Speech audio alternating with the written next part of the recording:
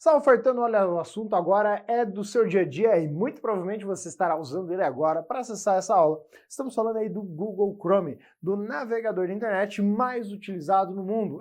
Hoje ele domina o mercado aí e foi de uma maneira muito sorrateira, né? Porque, historicamente, quem começou o grande mercado de navegadores, começou dominando, foi o Internet Explorer, uma vez que ele vinha embutido dentro do próprio Windows. Mas aí teve um concorrente chamado Netscape Navigator que tentava, só que era pago, a galera não queria pagar para usar ele, sendo que tinha o Internet Explorer, mesmo que ele era muito melhor do que o Internet Explorer.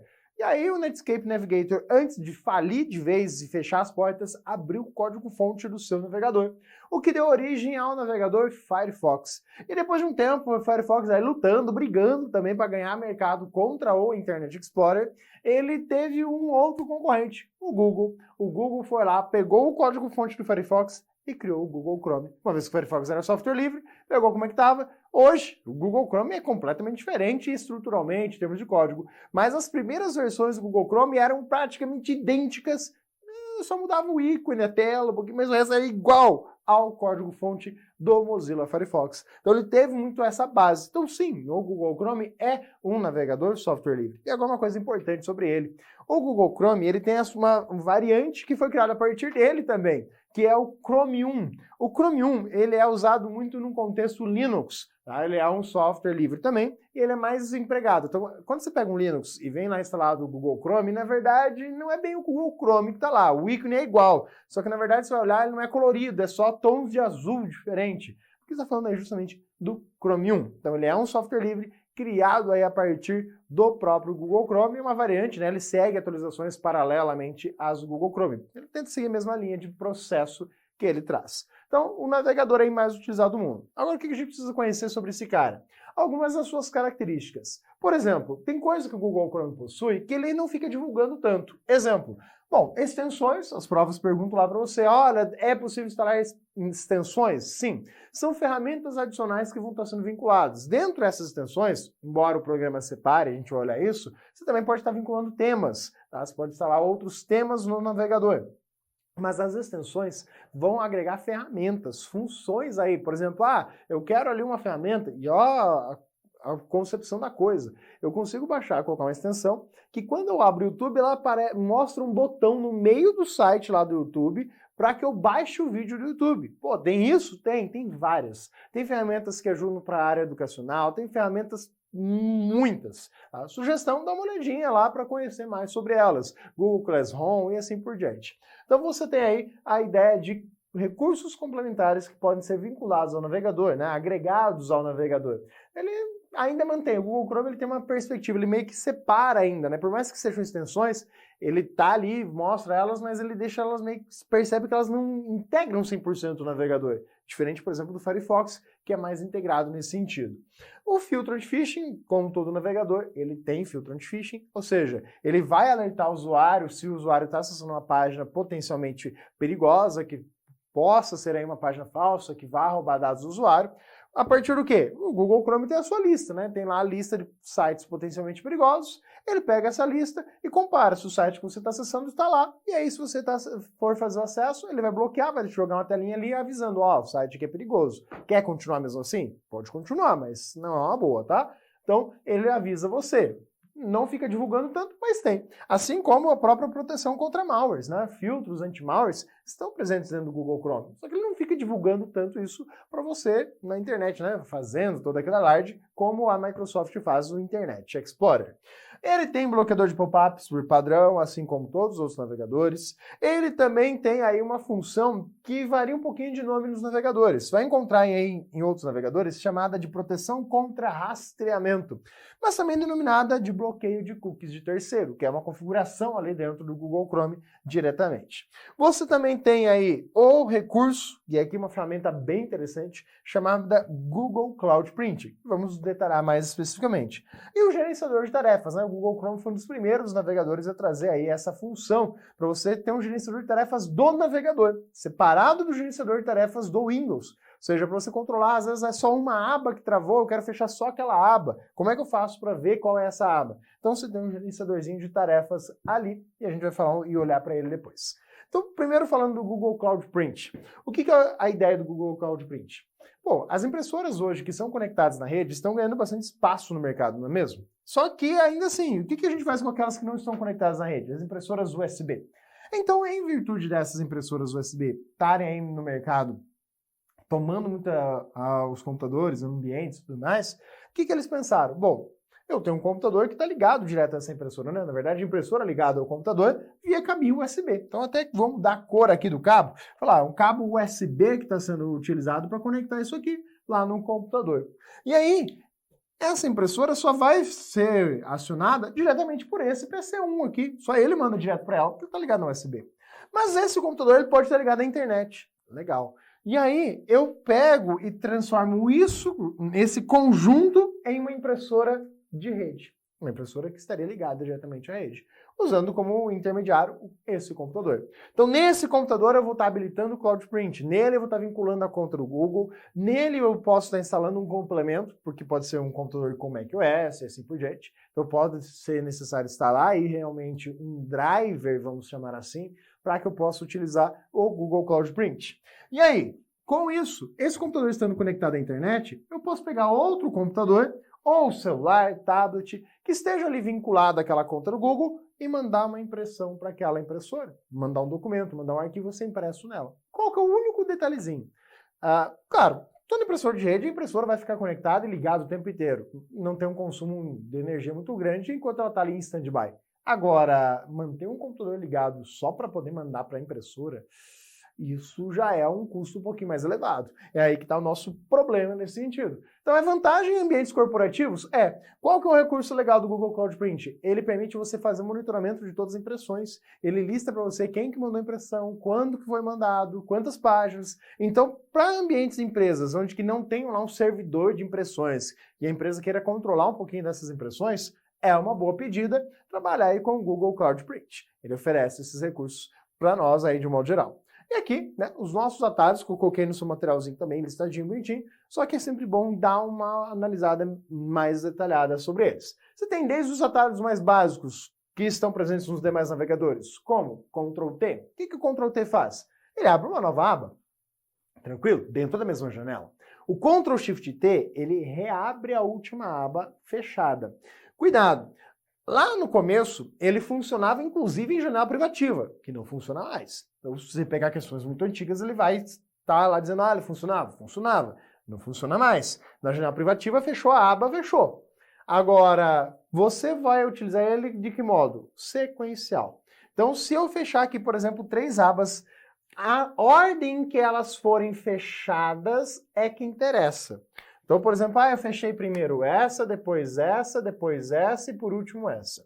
Se eu apertar o Ctrl Shift T, eu vou reabrir primeiramente a última, depois a penúltima, depois a antepenúltima e depois a outra aí, eu não sei qual que seria a antepenúltima, né?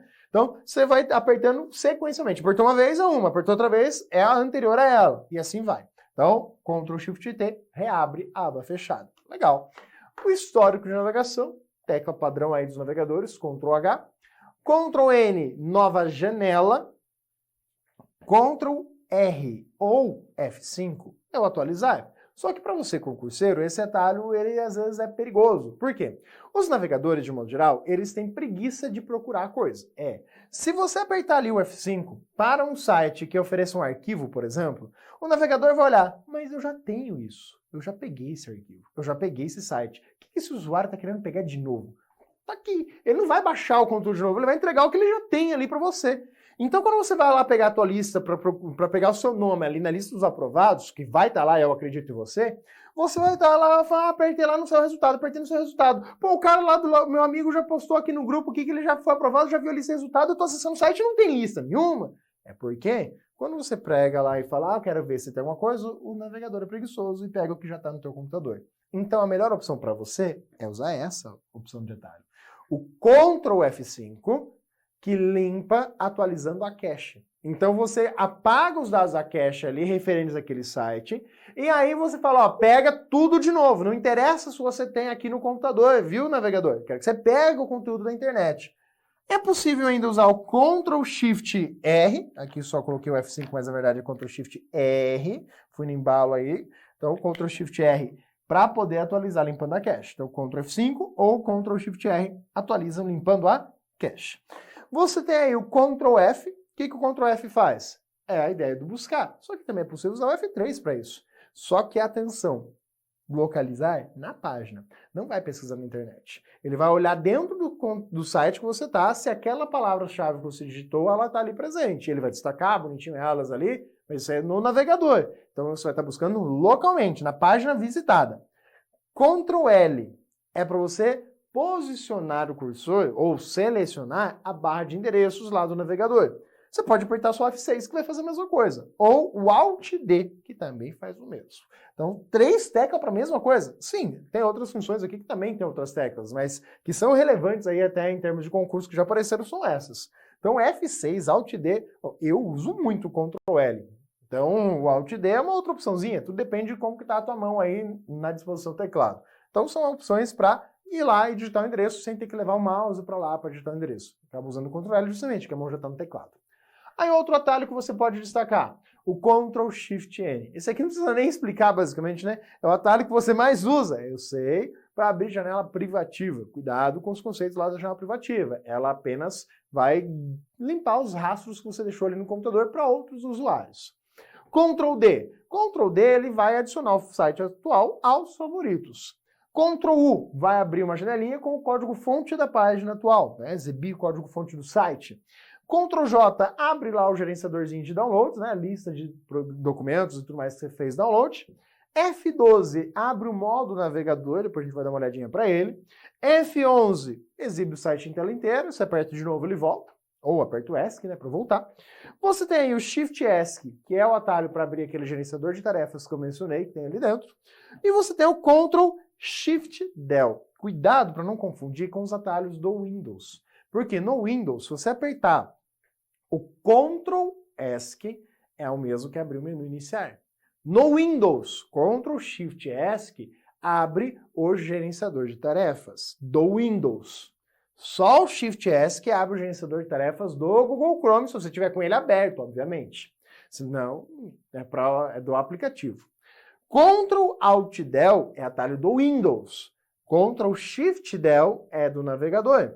Na verdade, é um atalho presente em todos os navegadores. Você vai limpar os dados de navegação. Então, vai para uma janelinha pedindo de qual tempo, de qual período você quer limpar esses dados. É esse tipo de recurso que a gente está trabalhando. Legal, então é só isso?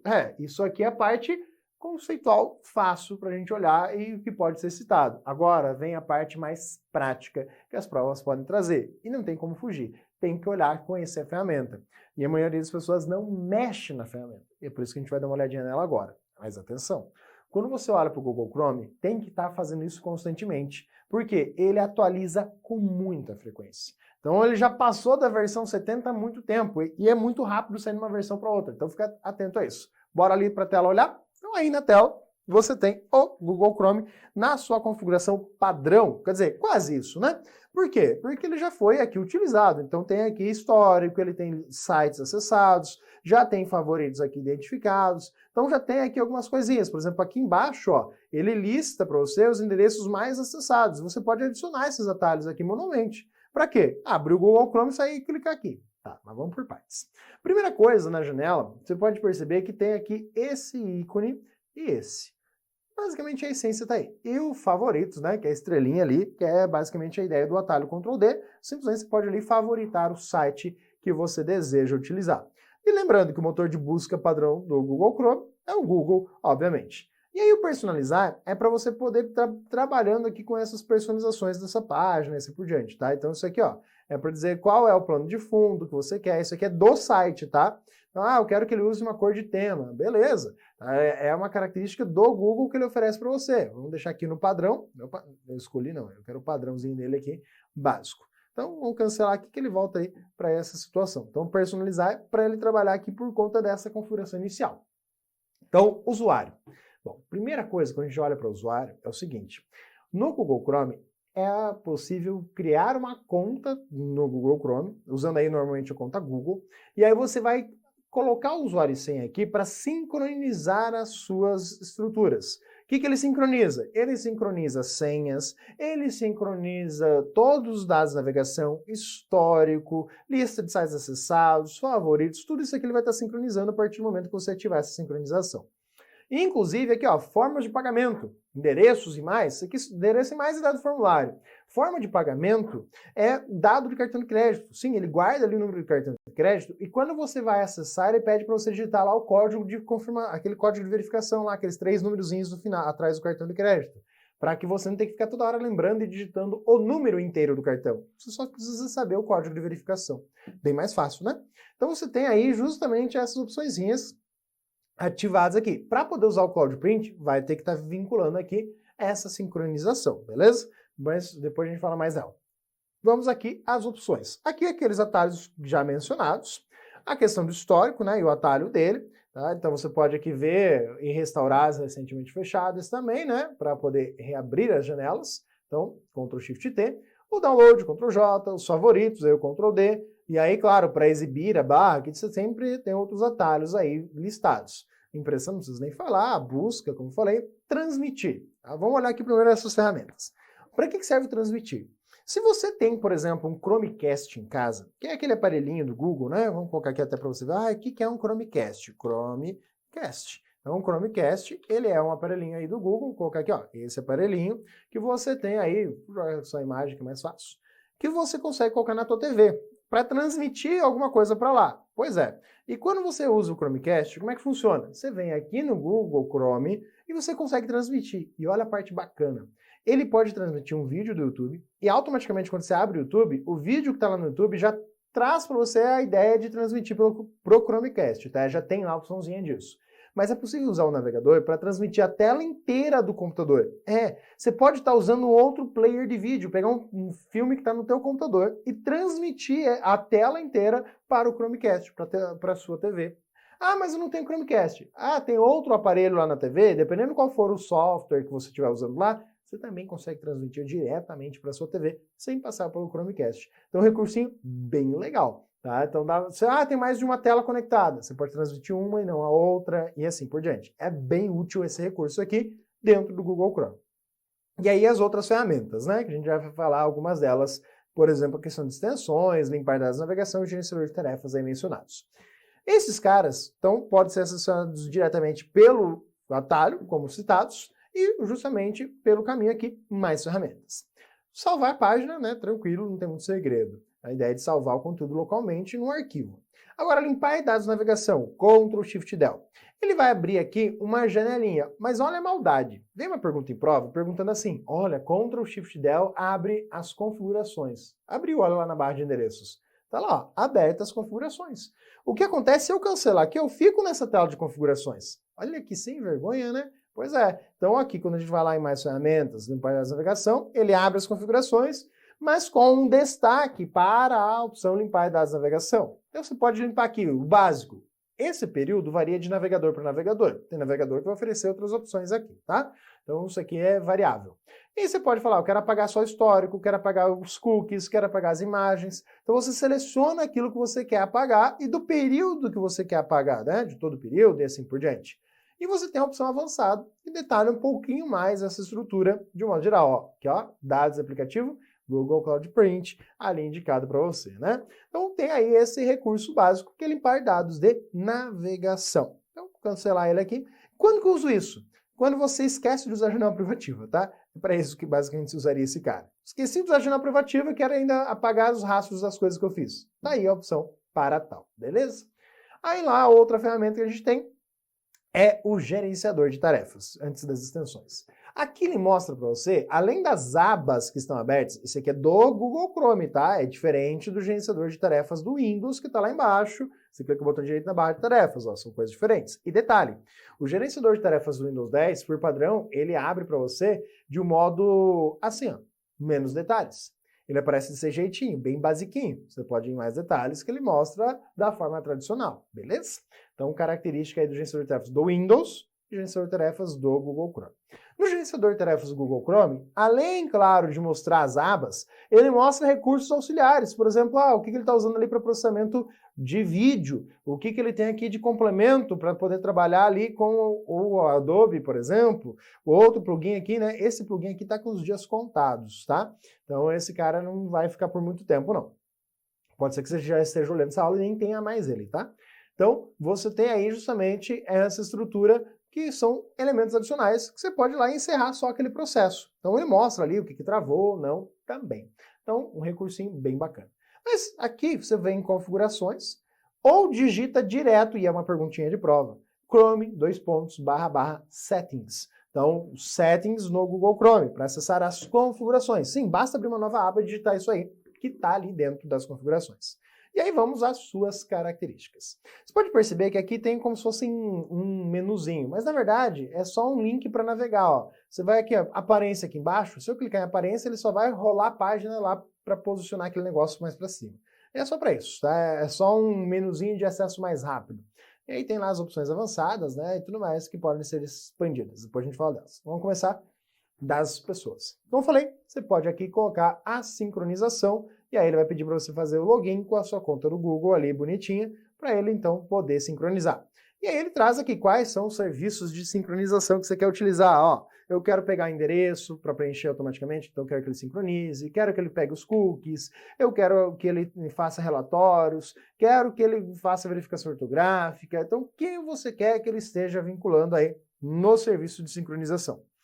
E o nome e a foto, né, que você pode colocar aqui e falar, eu quero trocar, eu quero colocar ali um pinguinzinho. Então lá, ó, aquela imagenzinha que está lá em cima, quando eu não estou logado, eu posso colocar essa imagem. Agora, se você quiser, você pode vir aqui e quando logar, tem a tua fotinho lá que vai aparecer, tá? O nome e a foto estão no Google Chrome. E isso aqui é uma outra opçãozinha que tem aparecido. Por padrão, quando você instala o Google Chrome e qualquer outro navegador, né, basicamente, é que os outros já têm, né, o Edge. Mas quando você instala ali o Google Chrome ou o Firefox, ele aparece já de cara se você quer importar os dados de favoritos e outras configurações, como senhas memorizadas, algumas coisinhas que estão no outro navegador. Então você pode vir aqui e importa os dados que você tenha lá presentes. Preenchimento automático de senhas. Aqui você vai perceber que tem ali, opa, um monte de senhas. Ó a maldade. Para eu poder enxergar essa senha, eu vou ter que saber o usuário e senha do computador, tá? Não é o usuário e senha do Google Chrome, é a do computador local. Então, se eu vier aqui e pedir, ele vai mostrar para você. Agora, atenção. Se eu for no computador do coleguinha, eu consigo ver? Sim. Se ele memorizou senhas, você vai ali no Google Chrome, vai direto lá na opção senhas e vai listar as senhas que ele salvou. É só você clicar lá e ele vai exibir a senha para você. Infelizmente, o nome do usuário está ali, no site e a senha. Isso aqui, por isso que é dito que não é recomendado memorizar senhas em computadores de uso compartilhado, como esse. Não sei por que memorizaram, mas tudo bem. Então, formas de pagamento, como falei, você pode estar aqui vinculando a sua conta do Google, além, claro, de salvar ali os dados dos cartões de crédito de modo geral. Endereços e mais. Então, quando você pega ali os endereços, é simplesmente o endereço de entrega e tudo mais. É aquela ideia de assim, já deixaram alguns campos pré-preenchidos. Tipo para dados de formulário, né? Diretamente dito. Os temas. E aí vamos aqui, ó. Quando eu vou aqui em temas, ele abre a própria estrutura de temas do Google, onde eu posso estar mudando, tá? Eu não vou instalar nenhum tema complementar aqui, mas você vai perceber que tem imagens que a gente pode utilizar. Antes disso, eu vou olhar aqui, ó, as outras opçõezinhas que ele traz de temas, que é trabalhar com o tema padrão do Google, do próprio navegador, tá? Usar cor escura e tudo mais, as cores do Windows, de modo geral, tá? Então, depois a gente volta aqui para esses teminhas, para a gente mostrar o padrão primeiro, senão depois vai mudar tudo a cor aqui, tá? Então, você tem aqui os temas, você tem aqui o botãozinho da página inicial, sabe aquele botão da casinha ali, ó, do lado do atualizar, aqui, ó. Eu quero que ele apareça, eu quero que não apareça. Ok, você pode deixar para sempre uma nova guia ou uma página em branco. Barra de favoritos, se você quer que ela esteja visível ou não, tá? Tá ali a barrinha de favoritos, a gente ocultou ela. Tamanho da fonte, né, que é a questão de acessibilidade, né, personalizar tipo de fonte e tal, o zoom padrão. Qual que é o mecanismo de busca padrão? Lembrar que o DuckDuckGo é um motorzinho de busca. E aí você tem os outros, né, que você pode estar adicionando aqui, buscando na internet, o mecanismo de busca, tá? Então você tem lá o da Wikipédia, você tem outros aí, o Google Acadêmico, então tem outras opçõezinhas que podem ser incluídas aqui dentro. E aí, claro, se ele é um navegador padrão. Aqui outra pergunta bem comum. Quando você vem no Google Chrome, e qualquer navegador, você tem aqui a opção do que você quer que aconteça quando você abre o navegador. O padrão é uma nova guia, em branco, né? Mas você pode fazer isso aqui, ó, continue de onde parou. Se eu fechar o navegador e abrir de novo, ele vai voltar com exatamente as abas que estavam abertas na hora que eu fechei ele. Ah, legal. Isso aqui é bem útil quando você trabalha com uma janela só, tá? Às vezes ele fica meio perdido quando você tem mais de uma janela. Abrir uma página específica ou um conjunto de páginas, você pode definir ali quais são os sites que você quer que sejam abertos efetivamente quando você está abrindo um navegador por padrão. Então, não quero o que estava aberto. Eu quero sempre que abra determinado site, sempre que abra um e-mail ou algo do gênero. E aí, as opções avançadas, tá? Que ficam aqui escondidinhas, você vem aqui em avançados para poder visualizar. Aqui começam outros elementos, como o serviço de sincronização, também aparece ali. Permitir o login no Google Chrome ou não. Questão do não rastrear o seu tráfego, que é justamente aquela ideia de que eu quero que cookies de terceiros sejam bloqueados. Então você pode aqui habilitar isso aí. E aí, justamente, você quer que os sites verifiquem se você tem essas informações salvas ou não. Se você quer pré-carregar sites aí para ficar mais rápido acessar. A questão dos certificados, então ele traz aqui todos os certificados que você tem aí salvos, né? As autoridades certificadoras que em algum momento foram validadas nesse computador. Então tá ali, ó, quem são as autoridades certificadoras. Então algumas raízes, como por exemplo a Geotrust, como a GlobalSig, que são autoridades certificadoras raiz, tá, de um modo geral. Então elas aparecem aí bonitinho. Você vai ver que nem o CP Brasil aparece direito aqui, né? Mas tudo bem. Deixa... tá aqui ele, né? O CP Brasil, mas vamos deixar ele quieto aí porque ele é bem complicado com os navegadores. Mas estão ali as autoridades intermediárias e as de raiz confiáveis. E aqueles que você marcou como não confiáveis e tudo mais em algum momento. Então a finalidade aí dos certificados digitais estão ali para você ver. A questão do PIN, né, que você pode criar um PIN de segurança para o navegador, caso você venha esquecer sua senha, pode ser utilizado. A limpeza dos dados de navegação, tá aqui, ó, por onde que a gente acessa ela, caso você não queira decorar o atalho. Opa, voltei aqui, e cliquei aqui em configurações do site, tá? Aqui você tem as configurações de cookies, como você quer que os sites guardem, tá aqui, ó, aquela opçãozinha que eu falei, ó, impedir que terceiros leiam e gravem seus dados. Quero que toda janela se comporte como uma janela privativa, ou seja, que toda vez que eu fechar a janela ele limpe os cookies, independente de eu estar numa janela privativa. Pode ser configurado. Você pode bloquear alguns sites, pode adicionar exceções para outros, tudo aqui por meio desse recurso de configuração. E aí aqui aquelas ferramentas, né? Tipo, você vai acessar alguns sites que pedem permissão para acessar o teu endereço. Sites que pedem para acessar câmera ou microfone, principalmente em celular, né? Mas aqui você tem isso aqui configurável no Google Chrome, ó. Cada coisinha aqui bonitinha, até a questão da sandbox e tudo mais para ser utilizada. Tá ali, qual é a configuração que você quer que aconteça. Então, olhando aqui, você tem ainda as opções de idioma, que é para o idioma de correção ortográfica básica ali, tanto daquela questão de você definir ali, então, qual vai ser as estruturas. Aí outra opção que cai muito em prova é justamente essa parte de download. Por padrão, no navegador ele salva dentro da pasta download, que está dentro da tua pasta de usuário lá do computador, lá do sistema operacional Windows. Então isso aqui é o padrão. A recomendação é que você venha aqui e marque essa opçãozinha aqui, tá? Então isso aqui é recomendado, questão de segurança, que você marque esse recurso. Por quê? Porque assim, toda vez que você for fazer um download, por mais que ele já sugira automaticamente para salvar aqui, você vai ter uma pergunta, ó, você quer realmente salvar o arquivo em algum lugar ou que você quer abrir, o que você quer fazer? Porque vai que você acessa um site, e aí automaticamente ao acessar o site ele começa a fazer download, se você não pergunta, você nem vê que ele está fazendo download às vezes. Então a importância para a segurança. Mas se você quiser, você pode alterar essa pasta aqui e colocar para outra pasta qualquer lá do seu computador, beleza? A ideia de impressão, aqui, referente ao Google Cloud Print, você habilitar justamente, mostrar as impressoras. E aí, claro, também dá para pegar impressoras que já estão na rede, sim, principalmente para quando você quer imprimir algo usando aí a internet e não dá para acessar impressoras da rede da intranet. Então aqui é a ideia de você usar o computador como um mecanismo para poder fazer a impressão. Então tem aí um recurso que amplia também, além daquele que a gente viu da USB, que é usar impressoras de rede já pela internet. A questão aí de acessibilidade, para facilitar a acessibilidade, então tem recurso de acessibilidade, é o que conta para as questões de prova. Há questões de sistema, que é para ele buscar atualizações aí, né? e é uma questãozinha também, né, você executar as atualizações em segundo plano, ou seja, quando eu fecho o navegador, ele fica baixando aqui, baixa, quando eu fecho e for abrir de novo, é que ele vai estar fazendo a instalação, quando eu fechar o navegador. Então isso vai estar melhorando o desempenho.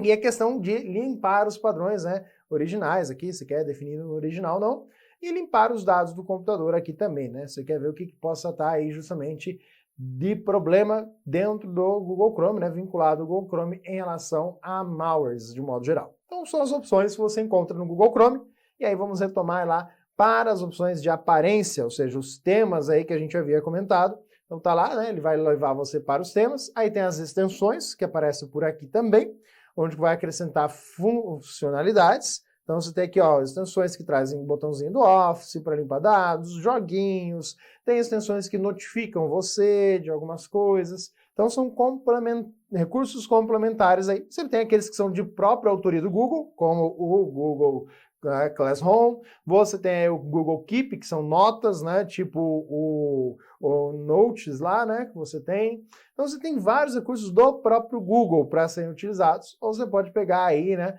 complementares, né, gratuitos, que são offline, e os temas de modo geral. Então você tem aqui aqueles temas que já estão presentes, ou você pode estar aí usando os temas escuros, por exemplo. Esse aqui vai jogar uma foto ali para você, eu quero usar no Chrome. Você vai perceber que ele vai trazer aqui elementos, né, ali embaixo, tudo bonitinho, e é sempre bom olhar, né, qual é o autor, quem está oferecendo isso aqui para você, porque foi ativado ali, beleza. Vamos pegar aqui uma nova aba, e você vai perceber que ele joga o quê? Aquela imagem aqui nesse fundo. Beleza, não mudou muita coisa. Tem aqueles temas que vão mudar também as barras aqui, por exemplo, joga aqui o tema do espaço, né? Se pegar uma foto aí recente aí que foi disponibilizada.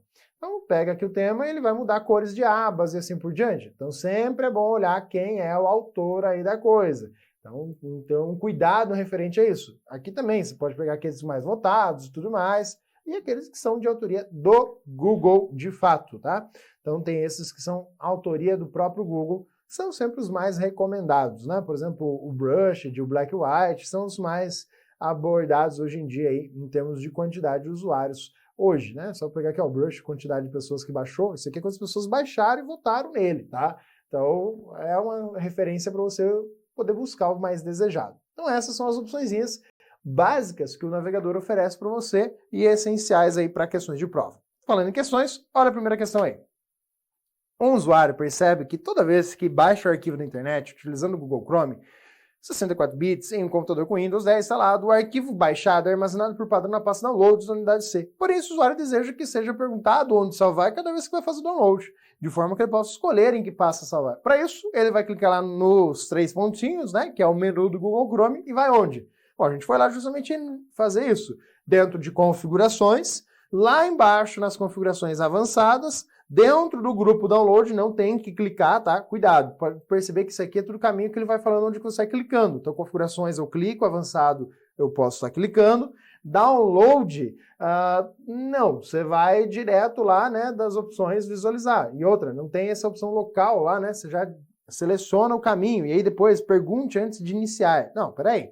Não é para perguntar antes de iniciar, é perguntar antes de salvar o arquivo, né? Antes de fazer o download. Então, a mais direcionada aí, a alternativa D, tá? Que traz justamente o caminho das configurações. Próxima questão. Para armazenar o conjunto de arquivos em nuvem, é suficiente clicar no botão da estrelinha. Nossa, nada a ver, isso aqui são os favoritos, pelo amor de Deus. Olha a próxima. O Google Chrome possui recurso para verificar se a conexão de determinado site é segura. Ela mostra um alerta quando não é possível visitar o site de forma segura. Sim, a ideia básica dele é aí. As atualizações do Google Chrome comumente ocorrem em segundo plano, quando o usuário fecha e reabre o navegador. É o padrão que a gente inclusive viu ali dentro das últimas opções. Então olha só. Quando a gente trabalha com o Google Chrome, é usar, conhecer. Tem os elementos mais tradicionais de prova, como a gente viu, mas é sempre bom olhar e ficar atento a coisas que mudam. Por exemplo, as extensões do tema, volta e meia eles mudam de lugar. Então fique atento à caracterização do navegador, beleza? Ficamos por aqui, até a próxima.